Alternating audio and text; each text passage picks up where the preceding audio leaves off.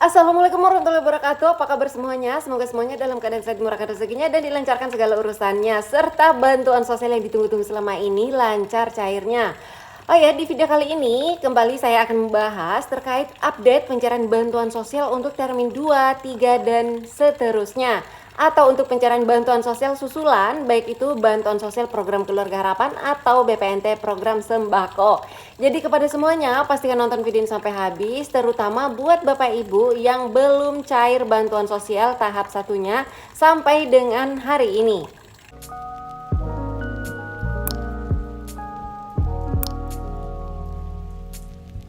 Oke, langsung saja. Jadi, untuk update terbaru yang ada di aplikasi Sikenji untuk pencairan bantuan sosial susulan ini per hari ini, yaitu untuk status pencairannya untuk penerima bantuan sosial program Keluarga Harapan, di sana sudah muncul keterangan SI atau Standing Instruction. Akan tetapi perlu untuk diketahui kembali bahwa untuk pencairan bantuan sosial kali ini berbeda dengan di tahun sebelumnya. Di tahun sebelumnya, apabila keterangannya sudah muncul SI, biasanya bantuan sosial KPM itu sudah masuk ke rekeningnya. Akan tetapi pada pencairan bantuan sosial tahun ini, khususnya di tahap 1 ini, sedikit berbeda. Apabila muncul keterangan di sana SI di aplikasi Sikenji, melihat dari kasus pencairan bantuan sosial tahap 1 sebelumnya, biasanya sekitar seminggu atau paling lama 10 hari kerja kemudian, barulah bantuan sosial KPM tersebut masuk ke rekeningnya. Oleh sebab itu, kepada semuanya, bagi penerima bantuan sosial program Keluarga Harapan, apabila minta tolong dicek keterangan status kepesertaannya yang ada di Sikenji melalui pendampingnya atau melalui operator Sikenji yang ada di desa atau kelurahan setempat. Kemudian muncul di sana keterangan SI, karena di sini juga sudah ada beberapa sampel sudah muncul keterangan SI atau Standing Instruction. Ditunggu lagi sekitar seminggu hari kerja ke depannya, barulah dicek kartu KKS-nya.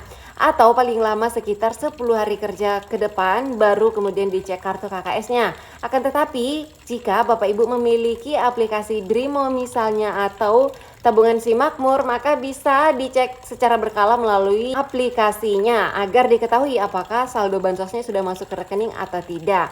Oh ya, untuk keterangan yang saya lihat di aplikasi Sikenji ini bukanlah tahap 2. Jadi perlu dibedakan ya, tahap 2 dengan termin 2 atau periode penyaluran yang kedua. Kalau yang tahap 2 ini itu berarti untuk periode salur bulan April, Mei, dan Juni. Itu untuk tahap 2-nya. Akan tetapi yang saya bahas di sini bukanlah tahap 2. Melainkan yaitu adalah bantuan sosial susulan masih tahap 1 tapi yang susulan atau yang biasa disebut dengan termin 2, termin 3, dan termin seterusnya atau batch 2, batch 3, dan batch seterusnya.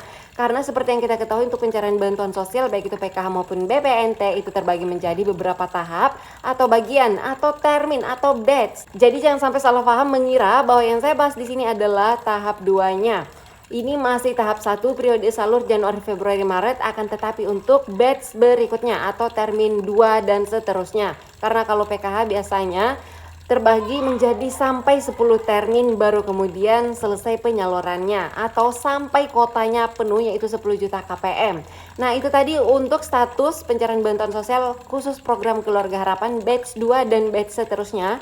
Per hari ini sudah muncul keterangan SI atau Standing Instruction. Selanjutnya untuk bantuan sosial sembako atau BPNT program sembako, per hari ini di sana muncul keterangan yang ada di Sikenji masih SPM atau surat perintah membayar. Tidak seperti biasanya ya, karena kalau sebelum-sebelumnya pencairan bantuan sosial yang duluan cair yaitu adalah BPNT program sembako, akan tetapi untuk kali ini yang batch 2 dan atau termin kedua dan seterusnya yaitu duluan cair bantuan sosial PKH-nya. Tapi jangan khawatir, biasanya kalau sudah muncul keterangan SPM atau surat perintah membayar, biasanya sekitar beberapa hari kerja kemudian bantuan sosial tersebut, BPNT program sembako tersebut akan masuk ke rekening KPM masing-masing. Nah, itu untuk keterangan bantuan sosial BPNT program sembako. Nah, kali ini di tahap 1 ini yaitu periode salur Januari sampai dengan Maret, pencairannya masih terus berjalan sampai kotanya penuh untuk BPNT program sembako ini juga. Kurang lebih sama dengan PKH tadi. Kalau PKH kotanya 10 juta KPM, kalau BPNT program sembako itu sebanyak 18,8 juta KPM. Nah, kabar baiknya juga ternyata setelah saya cek ada beberapa KPM validasi tahap 1 ini yang mana sebelumnya hanya menerima BPNT program sembako saja, tapi di tahap 1 ini masuk pada pencairan bantuan sosial susulan sudah menerima plus PKH. Jadi BPNT BPNT-nya sudah cair kemarin sekitar bulan 2 akhir. Kemudian disusul lagi di bulan Maret ini untuk keterangan PKH-nya sudah muncul keterangan SI juga. Artinya sebentar lagi bantuan sosialnya akan segera cair. Nah, semoga saja untuk bantuan sosial baik ini PKH dan juga BPNT akan segera cair, dan tidak ada salahnya juga buat Bapak Ibu jika penasaran penerima bansos PKH atau BPNT. Kalau penasaran mau mengetahui apakah status kepesertaan bansosnya saat ini sudah sampai mana, silakan mendatangi desa atau kelurahan setempat untuk memastikan apakah bantuan sosialnya masih tetap cair di tahap 1 ini atau tidak. Minta dicekkan aja apakah bansosnya masih aktif atau tidak. Jadi di sana biasanya akan diperlihatkan terkait progresnya. Nah, begitupun juga buat Bapak Ibu penerima bantuan sosial program Keluarga Harapan, tidak ada salahnya juga menanya langsung ke pendamping sosial PKH-nya apabila memang untuk bantuan sosial tahap 1-nya belum cair sampai hari ini. Akan tetapi kalau bansos PKH atau BPNT-nya sudah cair di bulan Februari kemarin, ya sudah, jangan ditanyakan lagi ke pendampingnya ya, karena saat ini pendampingnya sedang repot sekali melakukan survei ground check untuk kebutuhan data DTSEN. Nah, ini juga akan mempengaruhi cepat atau lambatnya pencairan bantuan sosial tahap 2 atau tahap selanjutnya, yaitu untuk periode salur bulan April, Mei, dan Juni. Untuk informasi tambahan, ini saya dapat dari grup 11 sudah ada beberapa KPM yang cair bantuan sosial susulannya. Oleh sebab itu, tidak ada salahnya buat Bapak Ibu dicek secara berkala kartu KKS-nya. Oke, selanjutnya kita masuk ke tahapan spesial untuk menjawab pertanyaan yang masuk. Oleh sebab itu kepada semuanya, apabila ada hal-hal yang ingin ditanyakan seputaran bantuan sosial, langsung tulis komentarnya di bawah video ini. Tapi jangan tanyakan hal-hal yang sudah saya bahas di videonya. Oke, langsung saja, ini dia pertanyaan yang akan saya jawab.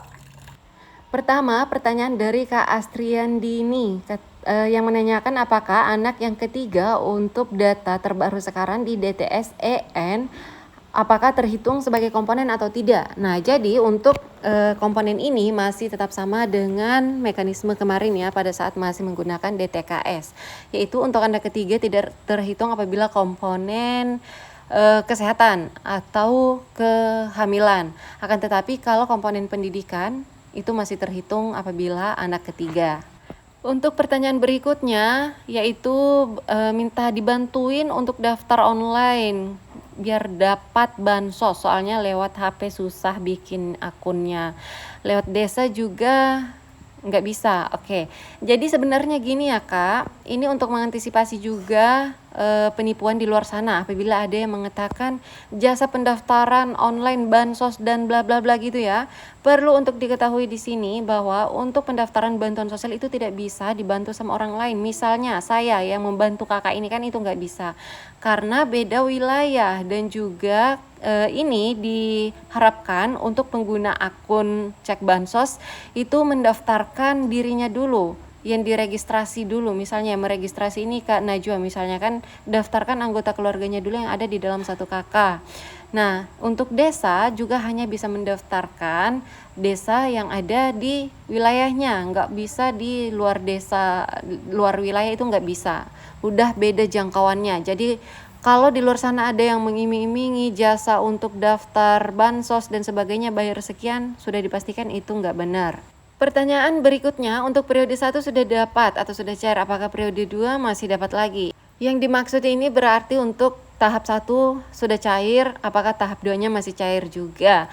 Oke, ini tergantung ya Kak, karena kenapa? Setiap bulan untuk data DTSN ini akan selalu diperbaharui, dievaluasi, diperbaiki, dan terus verifikasi dan divalidasi.